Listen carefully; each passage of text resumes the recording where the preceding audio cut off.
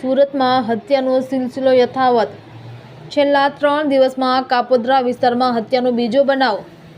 Gayatri society શેરી number 2 માં ચોથા માળે રૂમની અંદર બની ઘટના। મળતી માહિતી અનુસાર આધેડની હત્યા થઈ હોવાનું અનુમાન। બનાવની જાણ પોલીસને થતાં ઘટના સ્થળે પોલીસનો કાફલો। સમગ્ર વિસ્તારમાં લોકોનો થયો જમાવડો। એક બાદ એક હત્યા થતાં લોકોમાં ડરનો માહોલ સર્જાયો।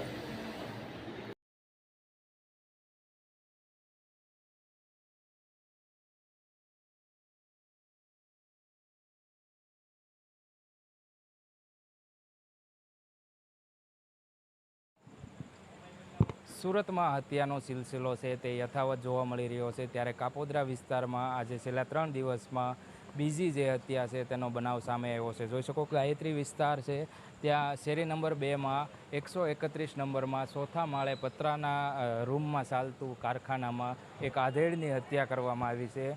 મળતી માહિતી અનુસાર આધેડ છે તેમનું નામ લાલજીભાઈ નામ છે બાંભણિયા તે સામે આવ્યું છે। અને આધેડ છે તેને રાત્રિના દરમિયાન જ જે માર મારવામાં આવ્યો હતો, મૂંઢ માર મારવાથી જે આધેડ છે તેની હત્યા નિપજવા પામી છે। એફએસએલની ટીમ તેમજ પોલીસને ઘટનાની જાણ થતાં પોલીસ છે તે ઘટના સ્થળે દોડી આવી છે અને વધુ તપાસ છે તે હાથ ધરવામાં આવી છે।